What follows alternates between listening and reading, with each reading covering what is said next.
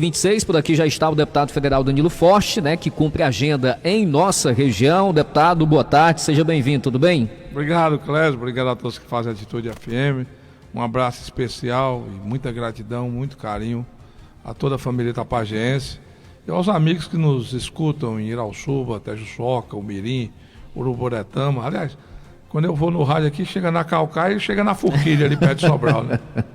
Ligando a região toda. Você cumpre a agenda 96.9. aqui. Muito bem. Você cumpre a agenda aqui na nossa região e já esteve em Irauçuba ontem, né, deputado? Ontem foi muito bacana lá, o casal, o Donatinho e a Patrícia, nos ofertaram um belíssimo jantar que estava programado para ter sido no final do ano, mas devido a essas confusões em Brasília, a agenda ficou um pouco complicada.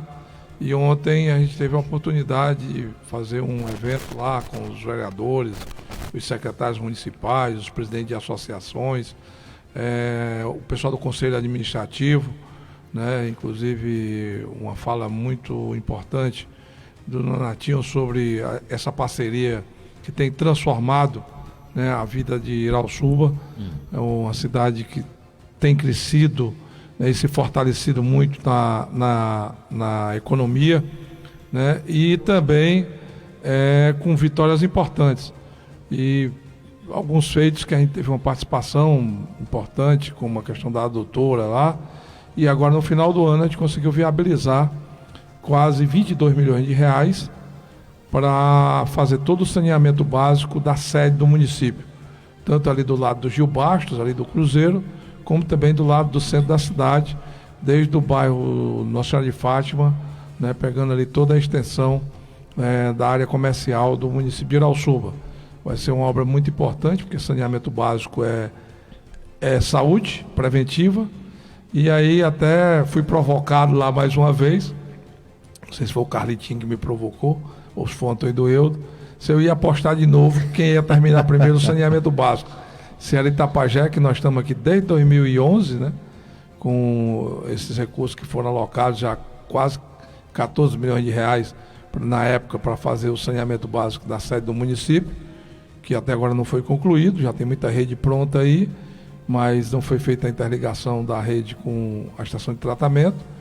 Aliás, anterior a isso ainda tem o da São Miguel, da Iratinga também, que na época foram quase 4 milhões e meio, né, um serviço porco mal feito, né, que foi feito. Esse de São Miguel ainda é mais antigo, né? Mais antigo. Esse de São Miguel eu ainda estava na FUNASA, na Fundação Nacional de Saúde, não sonhava nem ser deputado, né? E colocamos recursos para fazer o saneamento básico de São Miguel, né? E tem problema lá, inclusive, na caixa de máquina e também na ali basicamente tem que ser refeito tudo, né, deputado? Ou praticamente tudo, né? Eu acho que alguma parte de rede aproveita, né?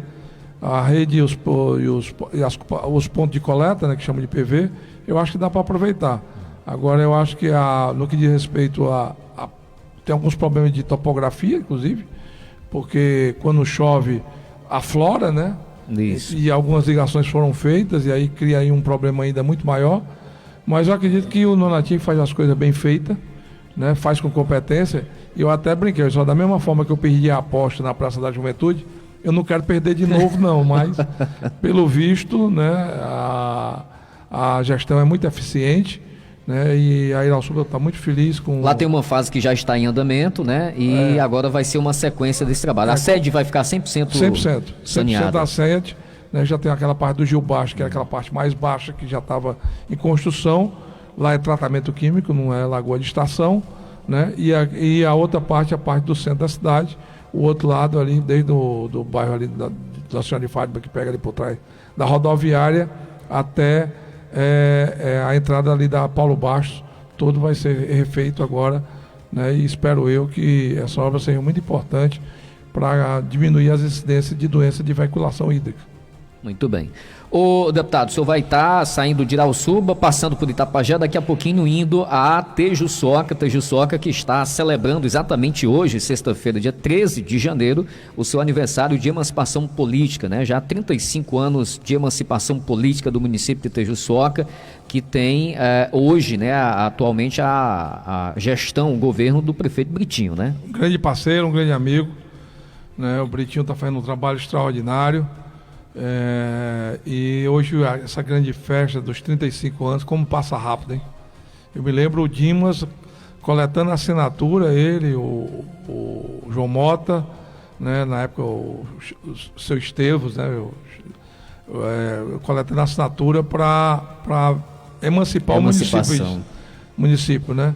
E naquela época a Câmara Municipal de Itapajé tinha que aprovar e a Câmara de Tejuçoca ainda estava para ser implantada, e foi uma luta política muito importante, né? E o município se consolidou, hoje é um município reconhecido, inclusive, em todo o Vale do Curu, em todo o interior do Ceará, né? Tem uma tradicional festa do Tejo Bode que dá uma dimensão muito importante para o município a nível de Ceará como um todo, e o Britinho fazendo aí a recuperação e a entrega de várias obras que estavam paradas, inclusive escolas, né, sendo recuperadas, postos de saúde, a reforma do hospital ficou pronta, né, inclusive dias atrás até fui surpreendido com uma mãe aqui de Itapajé me pedindo para arranjar uma vaga lá para poder fazer o parto do filho, porque aqui estava inviável, aqui não tinha como fazer, e foi fazer lá na Tejuçoca. Então isso realmente é muito gratificante, né? 2 cidades filhas do Itapajé,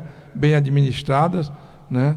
A Irauçuba com 64 anos e agora a Tejuçoca com 35, né? E isso é importante porque vai consolidando, inclusive, a nossa micro-região, né? E hoje, uma região que, inclusive, já conta até com um espaço importante, que é a Universidade Federal do Ceará, né?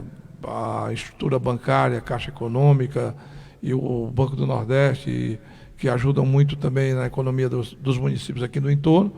E na Irauçuba, até o Batista lá, que é vereador, tem uma luta muito importante, que é também levar uma agência da Caixa Econômica para lá. O governo anterior, né, tinha um plano de expansão, né, de 600 agências a nível nacional.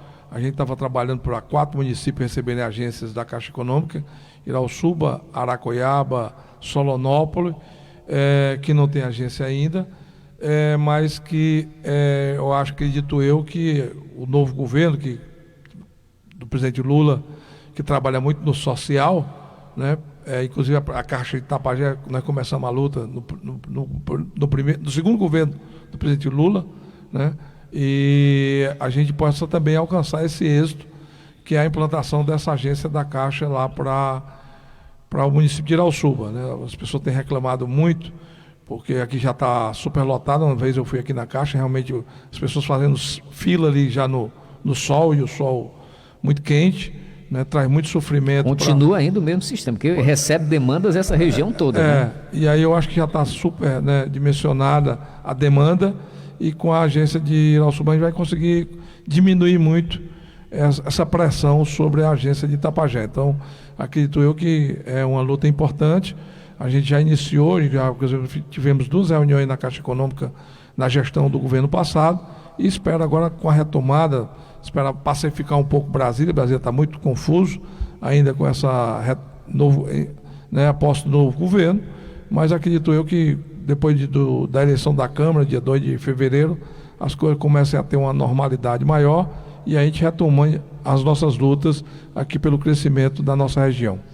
Muito bem, deputado, voltando aqui à questão do aniversário do município de Tejuçoca, 12 horas e 35 minutos, pela história, né, e o município é bem recente, 35 anos, mas a sua atuação política tem um legado muito forte para o município de Tejuçoca, né? Porque tem uma ligação direta ao longo desses 35 anos com o município de Tejuçoca, e aí pegando o período respectivo das suas eleições, dos seus mandatos, vários benefícios chegaram à população de Tejuçoca ao longo desses anos, né? Sem sombra de dúvida, a Tejuçoca foi um grande laboratório, né, de parceria, né? Desde o início, a luta da emancipação, que começou lá com Dimas e Heraclides, e o segundo prefeito Zé Rubens, né, que inclusive é casado com a sobrinha minha, com a Samit, e agora a parceria também com o João Mota, o Guto Mota, o Carlos Mota, que é um grande advogado, que inclusive me ajudou muito agora nessa eleição, foi o meu representante junto ao Tribunal Regional Eleitoral, né? Então é um município que hoje inclusive cresce também na expansão de oficinas industriais, né, casas de costura que estão se instalando no município para ofertar emprego, né, todo o ambiente né, do investimento na saúde, né, eu já falei aqui da reforma do hospital, os postos de saúde que estão sendo recuperados, as escolas que estão sendo construídas. Semana passada, inclusive, o Britinho inaugurou uma creche também, né, quadras poliesportivas, abastecimento d'água, tanto da sede do município como do Retiro, né, e também o saneamento básico da sede do município, também foram recursos que nós aportamos.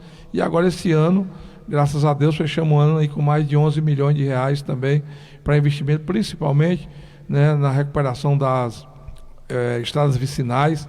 Só aí são mais de 6 milhões, né, de recuperação de estrada para poder a Texoca ter uma vida rural ainda muito forte. Muita gente mora nos distritos, né, e precisa se... Que a grande maioria são bem distantes da sede do município. Que tem município muito distante, né, já que encostado na Irauçuba, já encostado lá no Canindé, né, depois do Apoiarés. Então, quer dizer, a Texoca tem uma área territorial muito grande e nós estamos, inclusive, viabilizando esses recursos para que o Bitinho possa fazer uma boa gestão. Muito bem, são 12 horas e 37 minutos. Deixa eu só registrar aqui, deputado, algumas participações. A Maria Isabel está sintonizada com a gente, um abraço. Geisilane Barbosa também na sintonia. Marlúcia Gomes, que está lá no Guaribuçu. A Valdênia Silvia. O JS Matos também. Josielson Gomes, acompanhando aqui o nosso Jornal Integração. Está aqui no bairro Esmerino Gomes com toda a família. A Silvia Mesquita, lá em São Tomé, também ligada aqui na 96. Um abraço. A Nilda, lá de Maritacaca. Ótima sexta-feira. Marlene Pereira, ela que está exatamente em Oratório, Tejuçoca, ligada com a gente. Flaviana Viana, Neiva Marilei, nosso amigo Pedro Silva Neto também está sintonizado e está lhe mandando aqui um abraço, e a toda a equipe do Jornal Integração. Deixa eu ver aqui, ele está em Maracanaú, a 7ª cidade em desenvolvimento do Brasil, está ligado aqui na 96. Ele tem uma boa gestão, o Roberto Pessoa é um grande amigo, está fazendo uma gestão extraordinária em Maracanaú.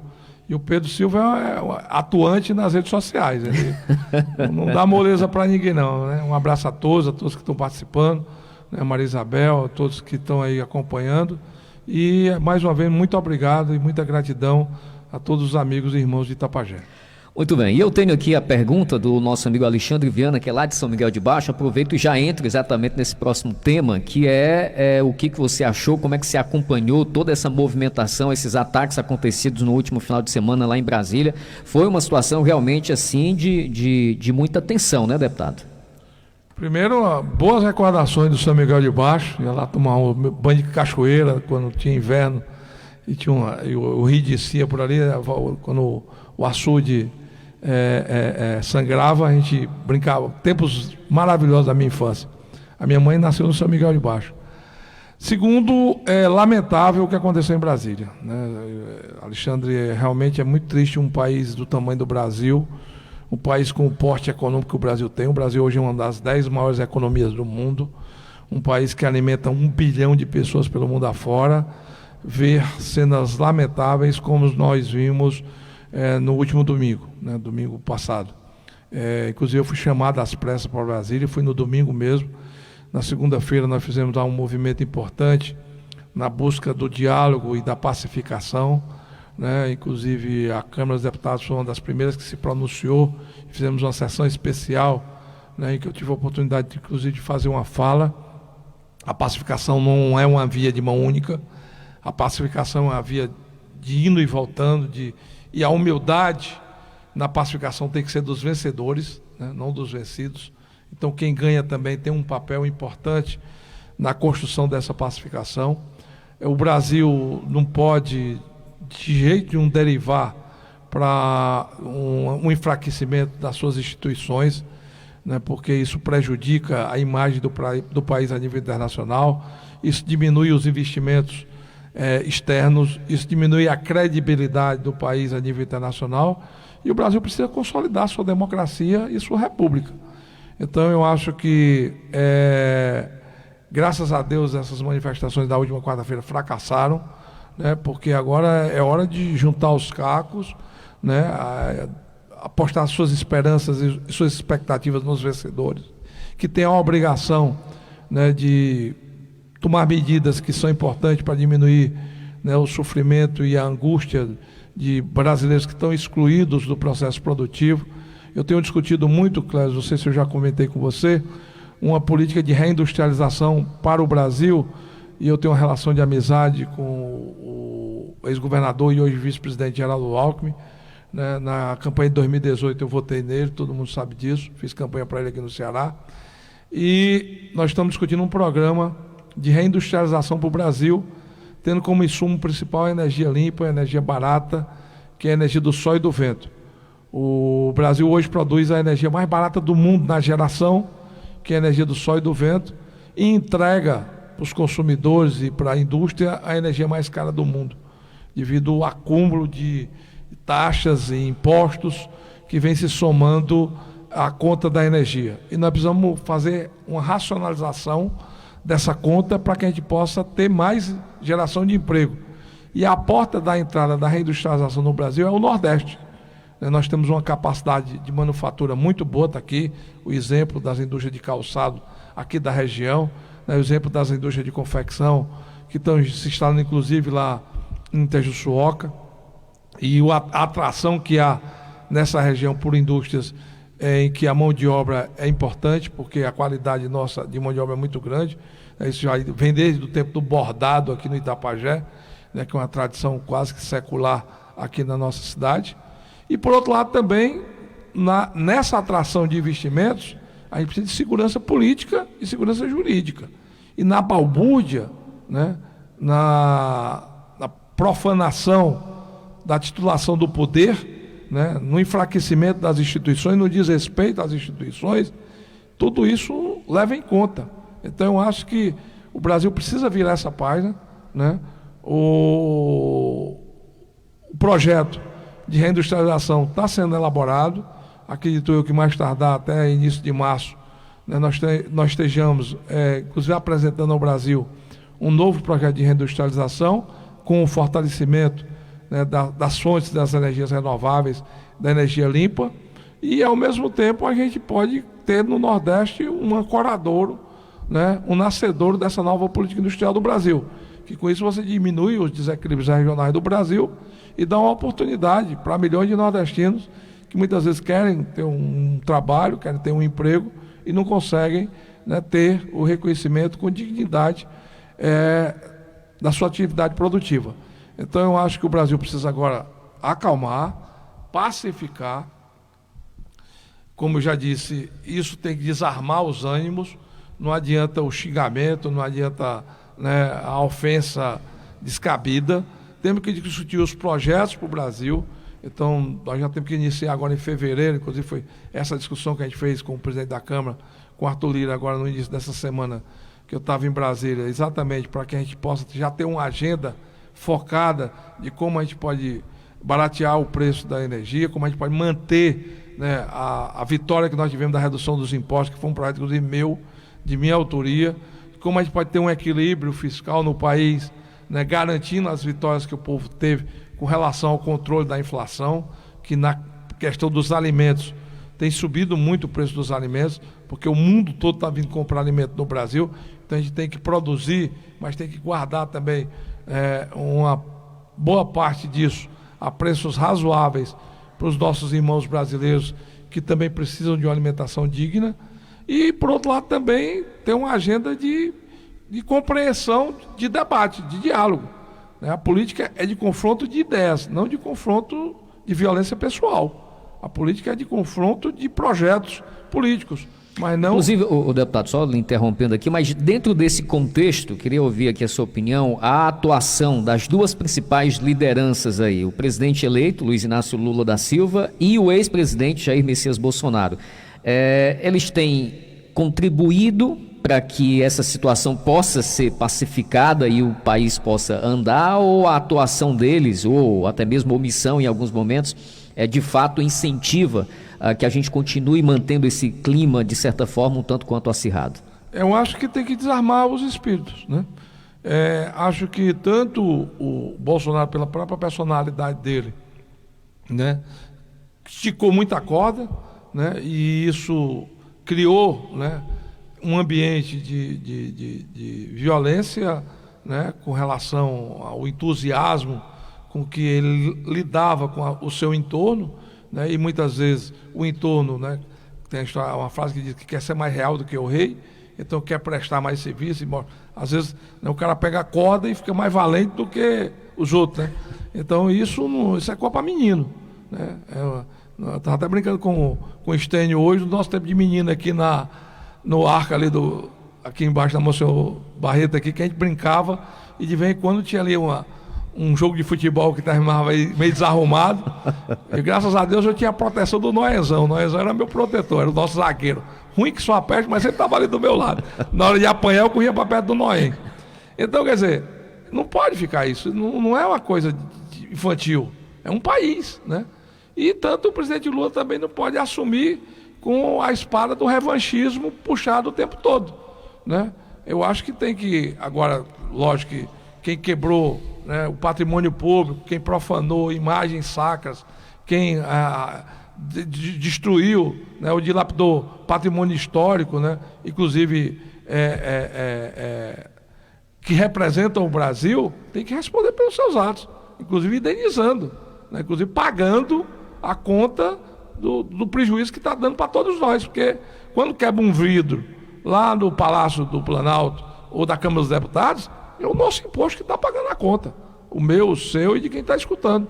Então, quer dizer, isso tem que ter uma responsabilização. Agora, não pode ter em cima disso um acirramento, né, e nem uma eterna caça às bruxas. Eu acho que tem que buscar aí uma unidade, né, e dentro dessa unidade a retomada do país na questão principalmente da economia. Porque quando a economia vai bem, quando todo mundo está com dinheiro dentro do bolso, todo mundo fica mais feliz e desarmam um pouco os ânimos. Agora a gente precisa ter esse viés, né? Controlar a inflação com mais força, aumentar, né, os investimentos para geração de emprego, de oportunidade para as pessoas e ao mesmo tempo garantir o crescimento de um país que tem tudo, que é um país riquíssimo. Agora precisa de gestão, né? E gestão você não faz com a faca puxada o tempo todo. Gestão você faz administrando, né? E administrando inclusive politicamente e administrando no diálogo. Então, eu acho que os dois caberiam, inclusive, chamar os seus, né, mais próximos, vamos baixar um pouquinho a bola, a gente tem que pensar agora no país, a gente tem que pensar nas nossas famílias, a gente tem que pensar no patrimônio das pessoas e a gente tem que dar um norte para o Brasil. E vamos fazer o debate onde precisa fazer o debate. Então, na tribuna da Câmara, vai lá, fala o que tem que falar, denuncia, né, chama a atenção para a justiça do que está errado, né, denuncia os crimes contra o patrimônio público, denuncia a corrupção, denuncia o que precisa ser denunciado. Agora, ficar quebrando o patrimônio público, expondo, né, um país da forma como o Brasil foi exposto agora recentemente, o Brasil não é uma república. O Brasil é um país, é um continente que precisa ser respeitado, internamente e externamente. Me lembrei muito de uma frase da minha mãe, que dizia o seguinte: só tem respeito quem se dá respeito. Né? Então, se você não tiver o respeito interno, dificilmente você vai ter o respeito internacional. Muito bem, diante dos danos causados, o deputado, agora em fevereiro, no início já dos trabalhos dessa nova legislatura, o Congresso lá, enfim, tudo que foi danificado já tende a estar tudo normalizado? Pelo que o senhor tem acompanhado de informações? Eu acredito que nós semeamos a concórdia, né? Nós semeamos deixamos muito claro, e tem gente madura, né? Por exemplo, no primeiro momento tentaram até desestabilizar o ministro Múcio, que é um homem experiente, um homem decente, né? Um homem já de 76 anos de idade. Então, quer dizer, uma figura que tem uma facilidade no diálogo comprovada, né? Foi deputado há muito tempo, foi ministro do Tribunal de Contas, né? E tem uma boa relação com as Forças Armadas, que pode construir um diálogo, né? Tem um Celso Laffer, né? Que é um embaixador também já muito traquejado na história. Tanto o presidente Arthur como o presidente Pacheco também estão preocupados com essa pacificação, com essa construção, né? A própria ministra Rosa Weber também tem essa compreensão. E aí a gente tem que pegar aí os mais entusiasmados e dizer, vamos agora ter uma calma, vamos garantir o Estado Democrático de Direito, vamos garantir a defesa de quem precisa se defender, né? Porque lógico que ninguém pode ser condenado sem ter o direito a se defender, né? Isso faz parte da democracia, e vamos ter racionalidade. Então eu acho que a tendência agora é ter uma normalização E acho que com o início do processo legislativo, aí nós vamos colocar a luta no seu devido ringue, né? No seu devido lugar, né? de disputa e de debate, que é o Congresso Nacional e as casas legislativas do país. Muito bem, são 12 horas e mais 51 minutos, 12h51. Eu tenho aqui outras perguntas, mas vou passar para as participações aqui dos nossos ouvintes, o deputado. A Gessiane está no Venâncio, na sintonia com a gente. A Antônia Vaz, minha amiga Antônia Vaz, um abraço, está no bairro Esmerino Gomes, também aqui na sintonia da 96. O Antônio Ferreira também. O seu Sebastião Gonçalves, que está aqui no bairro São Pedro, ele diz aqui o seguinte: Irauçuba vai ser reconhecida nacionalmente pelo desenvolvimento acelerado. A Nila está na rua Cesário Pinto também, acompanhando aqui o nosso Jornal Integração, e ela pergunta aqui o seguinte, na verdade ela diz aqui o seguinte: gostaria de pedir ao deputado Danilo Forte para conseguir trazer a Receita Federal para a cidade de Itapajé, porque é muito ruim resolver questões relacionadas, por exemplo, ao CPF, ter que ir a Itapipoca, Sobral ou Fortaleza. Fica aqui o registro, portanto, da participação da nossa amiga Nila. Rafael, é isso, Wesley? Ráfalo Figueiredo, da cidade de Mauriti, está sintonizado com a gente aqui e está abraçando e agradecendo ao deputado Danilo Forte pela emenda de pavimentação do Santuário Mãe Rainha da comunidade de Gravatazinho, lá no distrito de São Miguel, em Mauriti, deputado.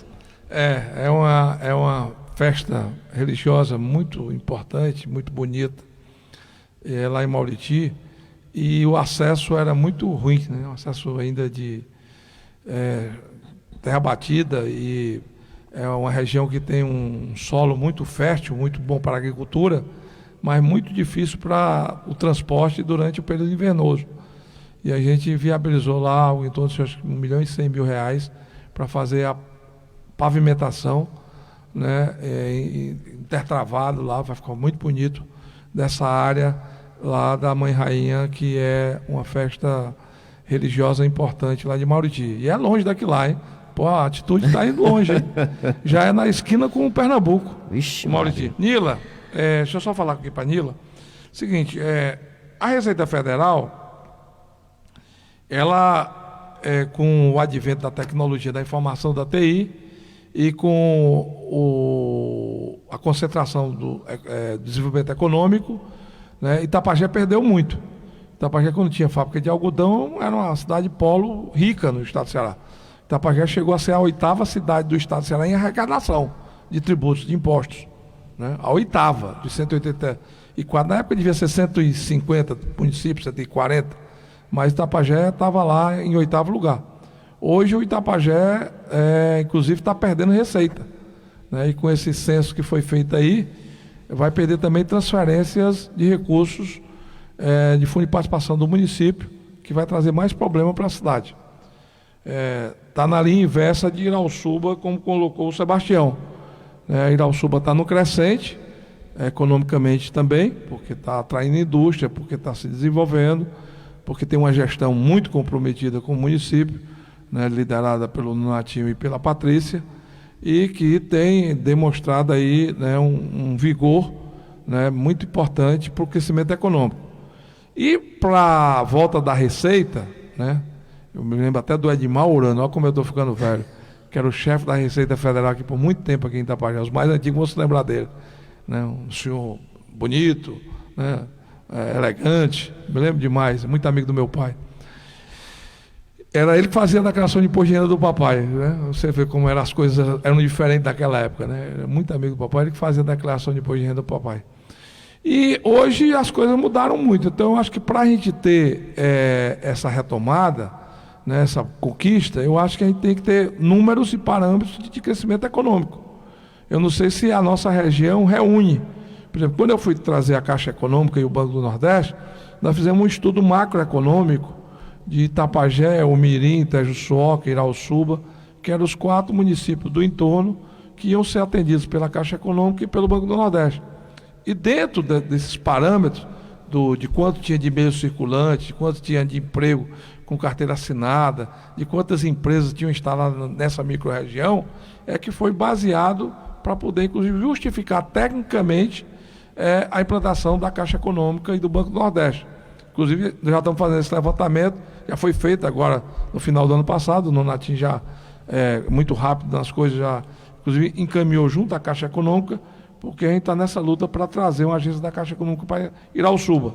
E acredito eu que a gente precisa também ter esses parâmetros atualizados. Eu não tenho problema nenhum da minha parte de fazer esse encaminhamento, né? Inclusive, se necessário for, falar com o ministro da Economia, falar com o ministro da Fazenda, né? Falar com o superintendente nacional da Receita Federal. Não tenho dificuldade nenhuma. Agora, eu preciso de um estudo para dar esse embasamento, né? E aí, para isso, a gente precisa dos dados, dos elementos, para poder fazer essa reivindicação. Muito bem, nós temos aqui também a participação do irmão Júnior, lá do sítio Coité, está sintonizado com a gente, o Yuri, lá no sítio Santo Antônio, o César de Maritacaca está dizendo aqui que é fã do deputado Danilo Forte. Temos também a Eliane, a nossa amiga Eliane, na verdade, Eliane do Biludo, está lá no bairro Esmerino Gomes, deve estar com o Biludo também, deve ter acabado de almoçar, está sintonizado com a gente aqui, acompanhando o nosso Jornal Integração. O nosso amigo Fernando Batelão, o Júnior Sampaio e também o vereador Antônio Dueudo. Olha, o Antônio Dueudo já está aqui, rapaz, acompanhando também aqui o nosso Jornal Integração, deputado. Antônio Dueudo é igual a precisão, está em todo canto, em todo lugar e toda hora. Eu vou aproveitar, já que está na parte dos abraços aí. Hoje é aniversário do Dr. Otávio. Dr. Otávio, exatamente. Dr. Otávio é uma pessoa muito querida. 25 anos. De profissão? Até de profissão um pouquinho mais. Rapaz, o Dr. Otávio a gente era menina aqui, adolescente, né? O Dr. Otávio já era uma pessoa muito querida entre todos nós aqui. Acho que foi na época que ele chegou aqui em Itapajé, consolidou laços com o município e hoje está fazendo a festa aí, está fazendo aniversário. Né? Vê se ele me convida, pelo menos vai tomar um vinho mais tarde, né, doutor Otávio? Se bem eu estou brincando, viu? Que hoje tem a festa da Terra Soca, eu não posso faltar. E também pela rua ali já encontrei hoje o Júnior Sampaio, o Zé Rufino lá, muito obrigado pela hospedagem, né? Um lugar agradabilíssimo lá, o sítio do Ipu, né? Muito bom de se dormir. Fazia tempo que depois dessa confusão de Brasília eu não estava dormindo legal. Mas de ontem para hoje eu dei uma dormida boa, viu? Acho que eu dormi assim umas 8 horas seguidas sem nenhum vacilo.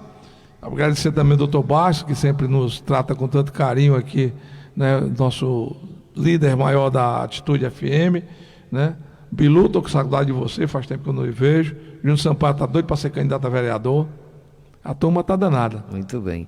O nosso amigo Aurimar Rodrigues também, grande Aurimar, grande empresário, está sintonizado com a gente, deve estar lá na região de Iratinga, também na sintonia, está dizendo aqui o seguinte: boa tarde, deputado, né? Tem muitos serviços prestados a Itapajé, o deputado Danilo Forte não tem mais, porque infelizmente gestores aqui do município preferem apoiar deputados de outra região, ao invés de apoiar Danilo, que é de casa, né? E em algumas situações até chegam a rejeitar verbas para obras aqui no município de Itapajé, e complementa dizendo que isso é muito triste. José Vanderlei também está sintonizado com a gente, abraçando aqui ao deputado Danilo Forte, a Regiane Souza também ligada aqui na 96, o nosso amigo aqui, deixa eu ver, que está na sintonia também, aliás, a nossa amiga, a Valdenice Marques, ela diz aqui o seguinte: doutor Danilo, você me representa, vejo que pode ser feito sobre a PEC do piso salarial da enfermagem, né? Que inclui também os técnicos de enfermagem. Como é que está essa situação? Aprovado já foi, né? Não, foi aprovado tanto a PEC do reajuste, como agora nós aprovamos também a PEC para o desembolso. Porque como o orçamento tem um teto, né? Da mesma forma que a gente extrapolou o teto para garantir os benefícios, e eu fui o relator do ano passado dos R$600, e agora na PEC da transição, de novo, nós garantimos os R$600 para todo esse ano.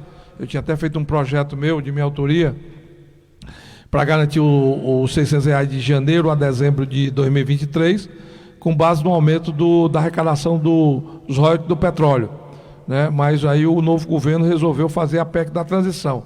E na PEC da transição, esse teto de gasto foi superado, né, para garantir esses recursos, não só dos R$600, mas também dos R$150 por cada filha menor de 6 anos, né, também da questão da manutenção dos benefícios das reduções de impostos, e também no que diz respeito à questão da enfermagem. Então, e com isso aí já está superado, você já garante os recursos para poder fazer o pagamento, né? E acredito eu que a partir de mais tardar março, né, os estados e os municípios já terão as transferências dos recursos da parte que fica responsável pelo SUS, né? Eu defendi, inclusive, até uma atualização da tabela do SUS, porque realmente hoje a saúde pública requer muito recurso, né? Houve um encarecimento muito grande, e a tabela do SUS tem itens que não são reajustados desde 2006, ou seja, há 16 anos que não tem reajuste em alguns itens da tabela do SUS, que é o financiamento da saúde pública do país. Então, eu acredito, Valdenice, que essa parte do ponto de vista legislativo já está resolvida. Agora tem que a questão do operacional. O orçamento da União deve estar sendo aberto agora por volta de fevereiro para março, e acredito que mais tardar a partir de março ou abril, se Deus quiser, nós vamos reconhecer aos enfermeiros e as enfermeiras, até por uma gratidão. Eu perdi uma irmã para a Covid e sei do que foi o heroísmo, né, dos enfermeiros e das enfermeiras durante esse período. E o Brasil precisa reconhecer seus heróis, né? A forma que a gente tinha de dialogar, de mandar uma mensagem, de receber uma mensagem, enquanto a minha irmã ainda estava lúcida, a Deus Elite, que é nascida até aqui em Itapajé, era exatamente por bilhete que os enfermeiros traziam e levavam, né? Então eu acho que isso é muito importante. Agradeço e sou muito grato a essa categoria, e graças a Deus nós conseguimos agora sanar as dificuldades legislativas para garantir o reconhecimento, né, e dar essa gratificação salarial aos enfermeiros e às enfermeiras e aos profissionais de saúde. Muito bem, temos ainda aqui a participação do nosso amigo Gilnário Girão, está lhe mandando aqui um abraço. Francisco Assis está perguntando ao deputado por que o presidente eleito suspendeu o aumento do salário mínimo. Está perguntando aqui o nosso amigo Francisco Assis. Foi suspenso o salário mínimo, deputado? O Lula, quando foi na campanha, tinha prometido que ia garantir os 1.320 e ia garantir também um ajuste da tabela do imposto de renda. Inclusive, foi uma proposta também que eu fiz no ano passado para quem ganha até 4 salários mínimos, que o salário em torno de R$ 1.300 vai dar em torno de R$ 5.200, porque quem ganha R$ 1.900 já vai pagar imposto de renda esse ano. Isso está errado. Quem tem que pagar imposto de renda é quem tem renda. E no Brasil tem muita evasão fiscal, ou seja, tem muita gente que ganha dinheiro e que não paga imposto. E tem gente que ganha muito dinheiro e paga igual a quem ganha muito menos. Por exemplo, quem ganha 10 salários mínimos, paga o mesmo tanto de imposto de renda que paga quem ganha R$ 1 milhão. Está errado isso. Então você tem que ter uma tabela progressiva, né? E, infelizmente, nesse primeiro momento, pelas medidas que estão sendo apresentadas pelo ministro Haddad, o governo Lula está mantendo o salário mínimo de 1.306, que era o que já tinha sido aprovado no final do governo Bolsonaro, e também não atualizou ainda a tabela do imposto de renda, conforme o prometido, para quem ganha até R$ 5.000. Então, acredito eu que agora, na retomada do Congresso Nacional, e nós vamos trabalhar muito nisso, com o advento do debate sobre a reforma tributária, que é a primeira reforma que o Brasil precisa fazer. Nós não vamos fazer reforma tributária para aumentar imposto. Inclusive, nós fizemos uma reunião da bancada do União Brasil, agora na última quarta-feira de manhã, em Brasília ainda, e ficou definido que nós não vamos votar reforma tributária para aumentar imposto.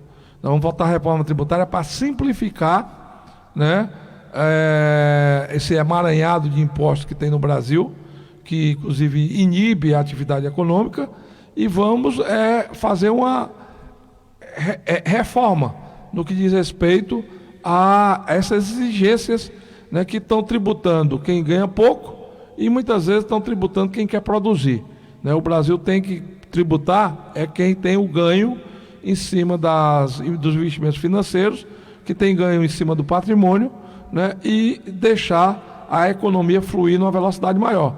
Então, a atualização da tabela do imposto de renda é fundamental. Essa desatualização já supera 148%.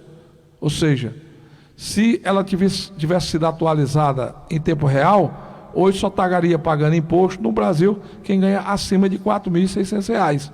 Então a gente precisa consertar isso, e acho que essa pergunta foi muito bem feita e bem interessada, porque realmente é um debate que a população precisa participar, porque os governos só querem saber de arrecadar.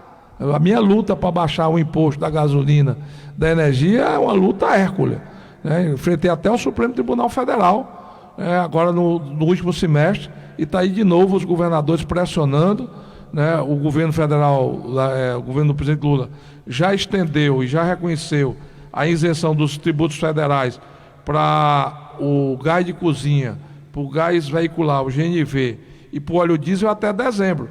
Mas no que diz respeito à gasolina e ao álcool, o etanol, só está garantido a isenção fiscal até o dia 28 de fevereiro. Então a gente precisa voltar com apoio popular para garantir essa vitória. E é importante que a sociedade debata isso, é por isso que eu estou parabenizando, inclusive, a pessoa que fez essa pergunta, que é a... Já passou aqui nas participações, que são muitas, não gravei aqui o nome, deputado. Valdenice, é? Valdenice? Não, a Valdenice foi da enfermagem. Foi da enfermagem. Então, quem fez a pergunta, o Gilmário, talvez, eu fico muito feliz, porque esse é um debate que todos nós precisamos fazer. O país tem que entender que a gente tem que pagar menos imposto para ter mais progresso, para ter mais desenvolvimento, para ter mais emprego. Porque senão você mata a galinha dos ovos de ouro. Não adianta os governos tirar o dinheiro do povo, e isso gera, inclusive, né, uma quebra de continuidade da própria arrecadação, porque você transfere riqueza da população para os governos não são empresa, os governos não têm renda, então não é nem, inclusive, para ser, o governo não paga imposto, então você cria um ciclo vicioso que você vai matando a atividade econômica, e esse debate precisa ser feito pelo Brasil de hoje. Muito bem, já 1h e mais 7 minutos, agora 1h07, como é que está a sua agenda? Tem mais 10 minutos? Tem várias participações aqui, eu queria contemplar o máximo possível aqui dos nossos ouvintes. É um prazer, não é todo dia que eu estou aqui, eu estou de férias, viu? Eu estou no meu recesso. Olha só. O Chico Moura, nosso amigo Chicão, também está sintonizado com a gente. O Kleber Alves também está dizendo aqui que Itapajé precisa, né, ter Irauçuba como referência por conta do trabalho de desenvolvimento que é realizado lá na cidade de Irauçuba.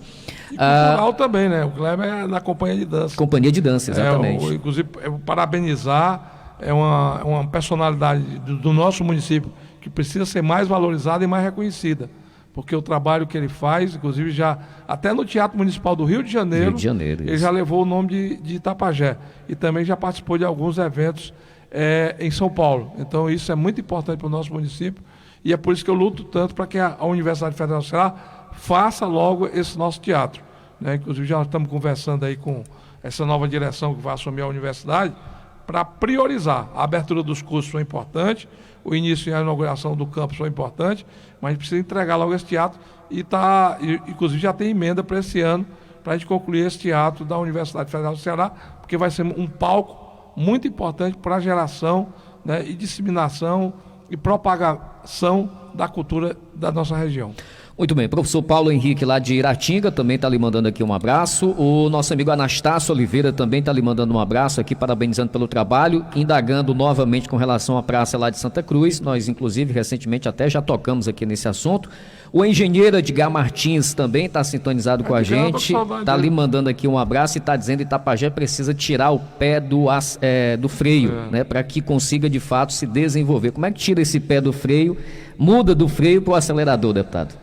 Eu acho, primeiro um abraço para Edgar, faz tempo que eu não vejo, né? E é um bom engenheiro, né? Um técnico de mão cheia, um grande engenheiro.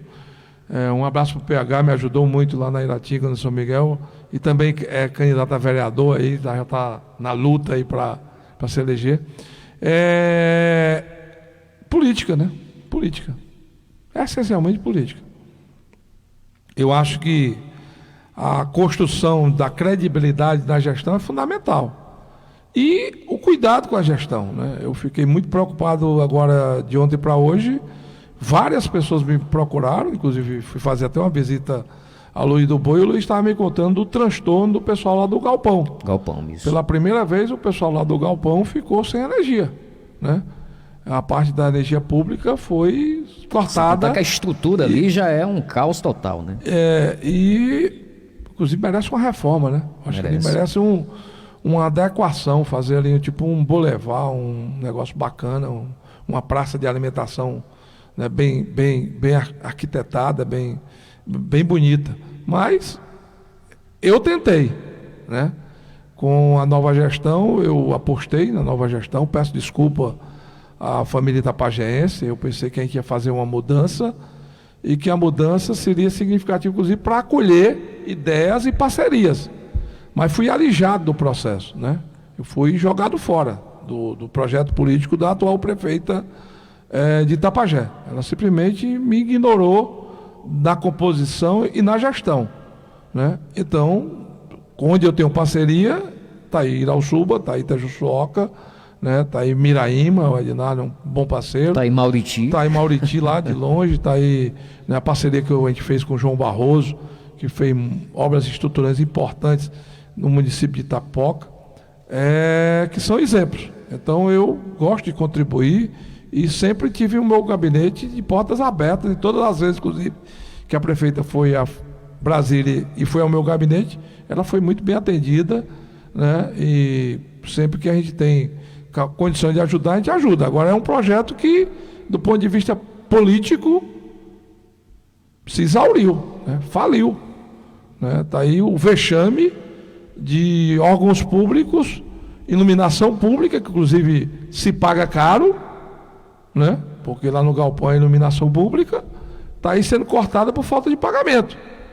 Eu nunca tinha visto essa história aqui em Itapajé. E olha que eu sou aqui desde o tempo ainda do gerador a diesel, ali por detrás da igreja, né? Lá perto onde era o salão paroquial. E eu nunca tinha visto falar nisso aqui em Itapajé, de ter corte de energia por falta de pagamento. Isso é muito ruim e gera o descrédito e a desconfiança. Além da exposição política, né? Porque quem, num processo tão curto como esse, já teve vários aliados e não tem nenhum, né? É uma falência muito grande para um município do tamanho de Itapajé. É um município de quase 50 mil habitantes, aí algo em torno de 50 mil habitantes, que caiu no descrédito total da gestão pública no estado do Ceará. Então isso é lamentável e cabe agora, né, aos itapajenses, Edgar, ter a coragem e ter a dignidade de refazer o projeto.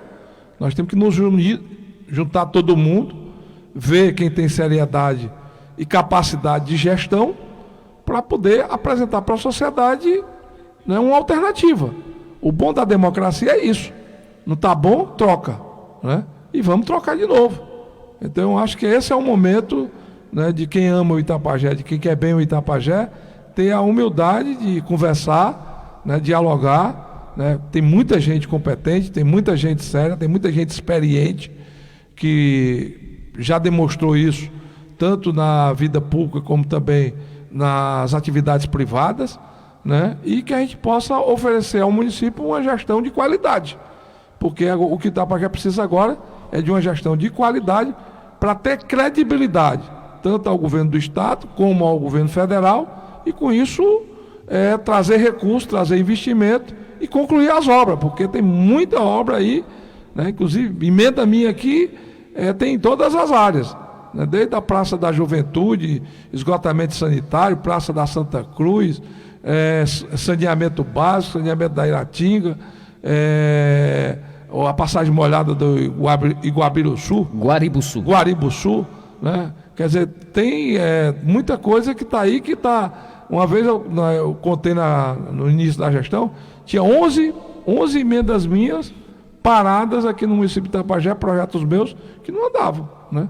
Eu pensei que a gente ia retomar e que iam ser concluídas. Infelizmente, parece que não vão.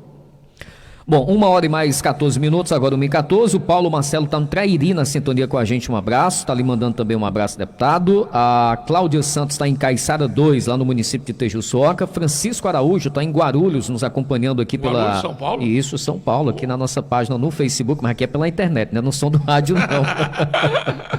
A Lelene Santos também está sintonizada com a gente e fala aqui, inclusive, da questão do calçamento. Aliás, Lelene Ferreira, né? Do calçamento aqui, Ipu, Coité, que é uma demanda, inclusive, um pleito bastante antigo aqui dessa população, que tem uma necessidade, de fato, muito grande.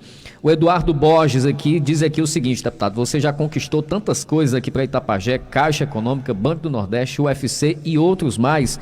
Dê uma olhadinha para possibilidade de um novo hospital aqui para a cidade de Itapajé. Aquela questão que você já tinha debatido também, né, eu acho que é fundamental, eu acho triste essa situação. Inclusive eu vivenciei isso agora no mês de dezembro, de uma senhora que estava aflita num parto de risco e me pediu para conseguir uma vaga lá em Itajuçuoca, porque não conseguiria fazer um parto aqui em Itapajé. Então isso é uma demonstração clara de mais um aspecto aí da falência administrativa do município e que a gente precisa imediatamente resolver essa questão.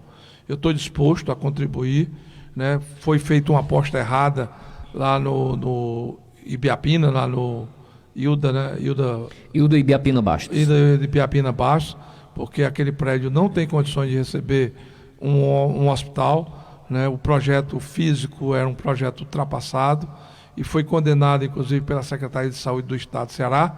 E eu, na minha primeira oportunidade, vou conversar com as autoridades, tanto estaduais como federal, para a gente viabilizar um hospital. Eu acho que Itapajé merece e precisa de um hospital de verdade. Muito bem.